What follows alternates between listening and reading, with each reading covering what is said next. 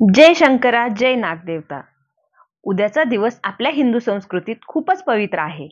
कारण उद्या आहे श्रावण महिन्याचा पहिला सोमवार आणि त्यासोबतच आहे नागपंचमीचा उपवास म्हणजे नागदेवतेचा उपवास. काही ठिकाणी भावाचा उपवास असं पण म्हटलं जातं. चला तर मग जाणून घेऊया या दोन्ही दिवसाचं महत्त्व, पूजन पद्धती आणि त्यामागील थोडक्यात कथा. त्याआधी आपल्या चॅनलला जर सबस्क्राईब केलं नसेल तर आनंदी जीवन या यूट्यूब चॅनलला सबस्क्राईब करायला विसरू नका. तर चला व्हिडिओला सुरुवात करूया.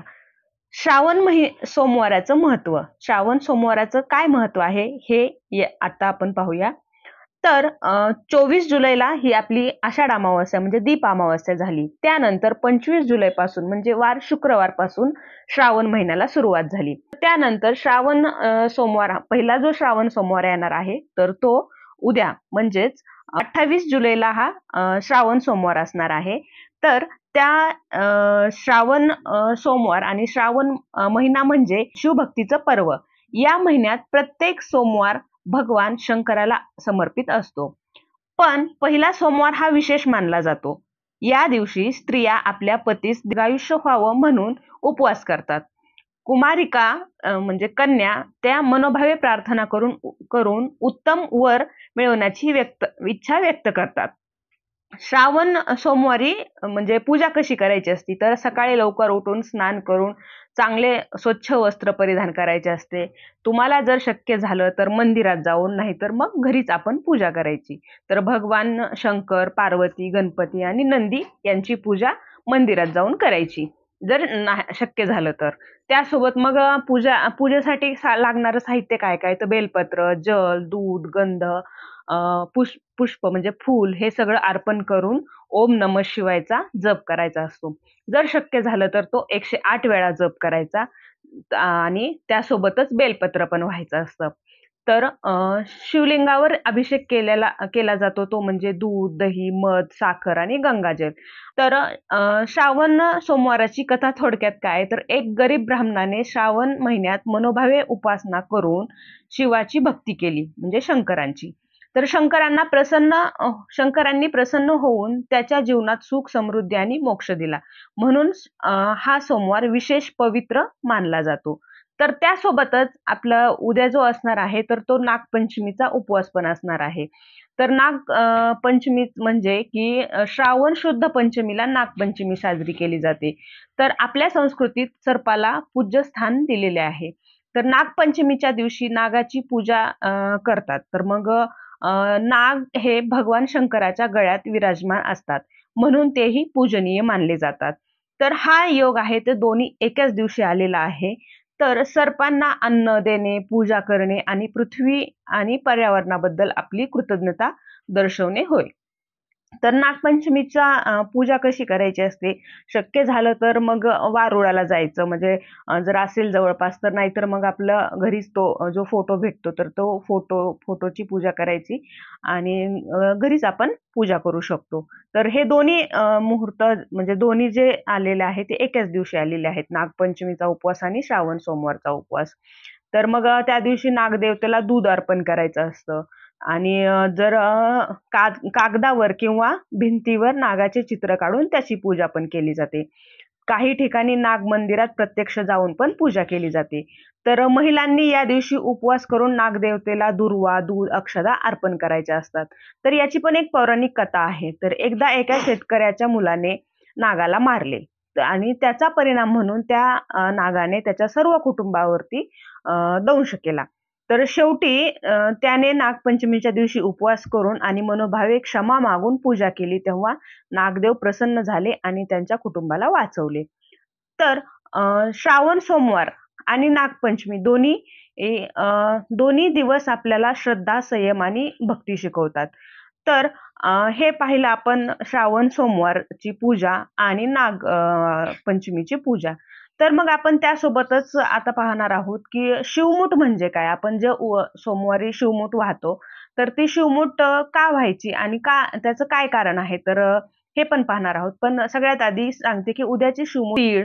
तर शिवमूठ का अर्पण करतात? तर शेतकरी आपल्या शेतात बी पेरण्याआधी शंकराच्या चरणी हे बीज अर्पण करतो. यामागे भावना असते, हे शंकरा, हे जे बीज मी तुझ्याकडे अर्पण करतो आहे त्यातून चांगला पिकवटा होऊ दे.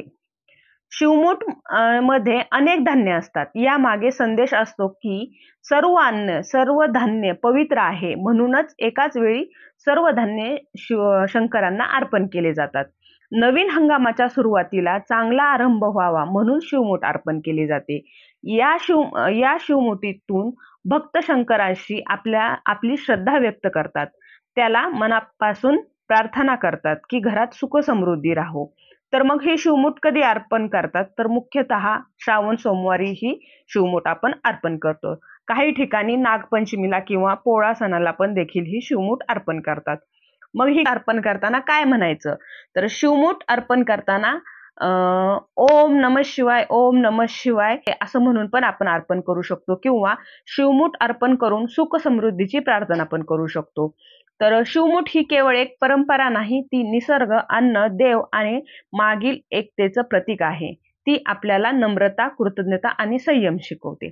तर हे झालं शिवमूठ का अर्पण करायचे हे पाहिलं.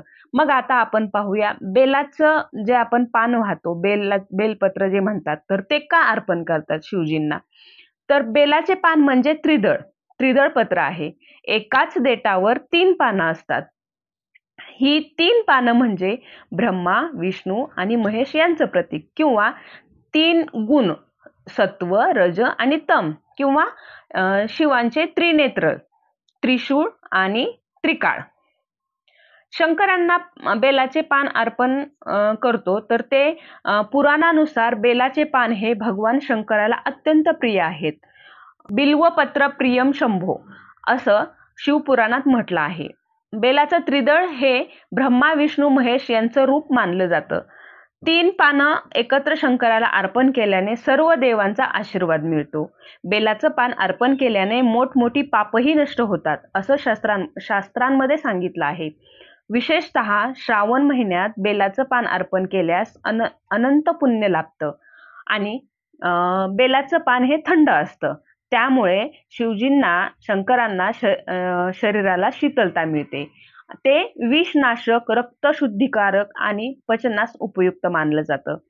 तर बेलाचं पान अर्पण करताना भक्तिभावाने, मनोभावाने ओम नमः शिवायचा जप केल्यास शिवजी प्रसन्न होतात. तर पान हे पूर्ण म्हणजे पान कसं असावं, तर ते मध्ये तुटलेलं, फाटलेलं वगैरे नसावं. म्हणजे काही वेळेस तोडताना वगैरे ते फाटतं. तर ते पूर्ण 3 पानाचं हे बेलपत्र असावं आणि पान स्वच्छ असावं. बेलाचं पान म्हणजे शिवभक्तीचं मूर्त रूप. श्रद्धा, आस्था, पर्यावरणावर प्रेम आणि आध्यात्मिक यांचं प्रतीक आहे हे त्रिदळ. तर हे पाहिलं आपण बेलपत्र का व्हायचे. तर मग आता पाहूया शंकरांना जो आपण दूधचा अभिषेक करतो, दूध अर्पण करतो, तर ते का करायचं. तर भगवान शंकर हे जलतत्वाशी संबंधित देव आहेत. त्यांच्या अंगावर सर्प, डोळ्यात अग्नी, भस्म, तांडव हे सगळं उष्णतेचं प्रतीक आहे. त्यामुळे त्यांना थंड आणि शांत करायला दुधाचा अभिषेक केला जातो. दूध हे थंड, सात्विक आणि पावित्र्याचं प्रतीक मानलं जातं. दूध हे मातृत्वाचं, पोषणाचं आणि प्रेमाचं प्रतीक आहे. शंकरांना दूध अर्पण करणं म्हणजे आपल्या मनाचं, कृत्याचं आणि श्रद्धेचं समर्पण. शिवपुराणात असं म्हटलं आहे की दुधाने अभिषेक केल्यास पापाचं क्षालन होतं आणि शरीर, मन दोन्हीही शुद्ध होतं. अशा अभिषेकानंतर मन अधिक एकाग्र होतं आणि शिवभक्तीला गती मिळते. जेव्हा समुद्र मंथनात कालकुट्ट विष बाहेर आलं, तेव्हा शंकरांनी ते पिऊन गिळलं. तेव्हापासून त्यांच्या शरीरात उष्णता निर्माण झाली. भक्तांनी त्यांना दूध, दही, मध, तूप आणि गंगाजल अर्पण केलं. त्यामुळे त्यांची उष्णता कमी झाली आणि शरीर शांत झालं. आजही आपण तेच अनुसरण करतो. दुधाचा अभिषेक म्हणजे शंकरांच्या त्यागासाठी आपली कृतज्ञता. तर श्रावण महिन्यात विशेष महत्व आहे याला, की श्रावण महिन्यात वातावरण बदलतं. पावसामुळे रोगराई वाढते. दूध, जल, बेलपत्र यांचा अभिषेक म्हणजे आयुर्वेद, अध्यात्म आणि भक्ती यांचा सुंदर संगम. तर अभिषेक करताना ओम नमः शिवाय, ओम नमः शिवायचा जप करायचा आणि ओम नमः शिवाय दुग्धाभिषेकम समर्पयामी असं पण आपण म्हणू शकतो. तर दुधाचा अभिषेक म्हणजे पवित्र भक्ती आणि शांतीचं प्रतीक आहे. ते शिवजींना केवळ द्रव्य अर्पण नाही तर आपल्या मनाची सात्विक भावना अर्पण करणं आहे. तर हे सर्व होतं की श्रावण सोमवारचं महत्व, शिवमूठ का व्हावी आणि बेलपत्र का व्हावं, दुधाचा अभिषेक का करावा. ही माहिती सर्व तुम्हाला जर आवडली असेल तर आपल्या व्हिडिओला लाईक करा आणि सबस्क्राईब करायला विसरू नका. आणि ज्यांना हे माहीत नाही त्या मित्रमैत्रिणींना नक्कीच शेअर करा. व्हिडिओ शेवटपर्यंत पाहिल्याबद्दल धन्यवाद. लवकरच भेटू पुढील व्हिडिओमध्ये.